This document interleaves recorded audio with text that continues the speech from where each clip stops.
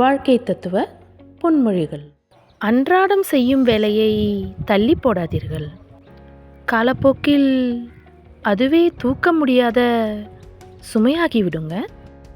நம்முடைய துன்பங்களுக்கு மற்றவர்கள்தான் காரணம் என நாம் நினைக்கும்போது அது வெறுப்பாக மாறுகிறது. நம்முடைய துன்பங்களுக்கு நாம் தான் பொறுப்பு என்று நாம் உணரும்போது அது பக்குவமாகிறதுங்க. வாழ்க்கை உங்களை பின்னோக்கி இழுக்கும்போது மனம் தளராதீர்கள். பின்னோக்கி இழுக்கப்படும் அம்புதான் வேகத்துடன் முன்னோக்கி பாய்கிறதுங்க. உரிமை இல்லாத உறவும், உண்மை இல்லாத அன்பும், நேர்மை இல்லாத நட்பும், நம்பிக்கையில்லாத வாழ்க்கையும் என்றும் நிரந்தரமில்லைங்க. ஆசைகளை குறைக்க மனிதனுக்கு மனம் இல்லை. அதனால் அவஸ்தைகளை குறைக்க ஆண்டவனுக்கும் மனமில்லைங்க. தோல்விகளும் துரோகங்களும் கடைசியாக கற்றுக் கொடுப்பது நாமும் சுயநலமாக இருந்திருக்கலாம் என்பதேங்க. கிடைக்காததை துரத்துவதும் கிடைத்ததை மதிக்காததும் தான் வாழ்க்கைங்க. உலகிலேயே அழகானவர்கள் நம்மை பெற்றவர்களும் நாம் பெற்றவர்களும் தாங்க. மனைவி வீட்டில் இல்லை நிம்மதி என்று அதிகம் நகைச்சுவையாக பேசினாலும் வீட்டில் நுழைந்தவுடன் மனைவியை காணாமல் தேடும் கண்களே ஏராளங்க.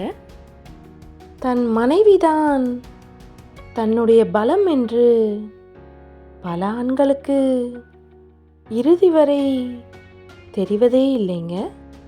தெரிந்தே தவறு செய்தவர்களிடம் நியாயம் கேட்காதீர்கள். அவர்கள் செய்த தவறுகளை நியாயப்படுத்த பல பதில்களை வைத்திருப்பார்கள்ங்க. வலி பிறப்பது வலிமை பிறக்கத்தாங்க. அந்த வலிமையே அந்த வலியை எதிர்த்து போராடி வெல்ல மிகப்பெரிய ஆயுதங்க. மறக்க முயற்சி செய்யுங்க.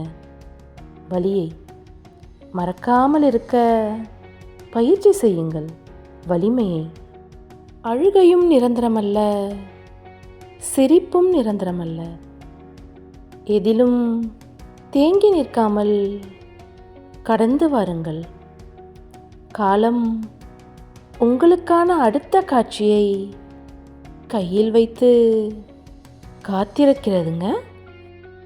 பிறர் பதித்த தடங்கள் பெரியதாக இருந்தாலும் உங்களுக்கான சிறு தடத்தை பதிக்க தயங்காதீர்கள். கால் நனையாமல் கடல் கடந்தவர்கள் உண்டுங்க. ஆனால் கண் நனையாமல் வாழ்க்கையை கடந்தவர்கள் இல்லைங்க. தவறுகளை தட்டி கேட்காமல் இருப்பதையே அன்பு என்றும் சுதந்திரம் என்றும் பெயர் சூட்டி விட்டார்கள். அவர்களுக்கு தெரியவா போகிறது அவர்கள் செய்யும் தவறுகளை தட்டி கேட்க ஆளே இல்லை என்பதை விட அந்த தவறுகளுக்கு ஒரு சிறந்த தண்டனை இருக்க முடியாதென்று? எது உங்களை மற்றவரிடமிருந்து வித்தியாசப்படுத்துகிறதோ அதுதான் உங்களிடத்தில் அழகானதுங்க. நன்றி.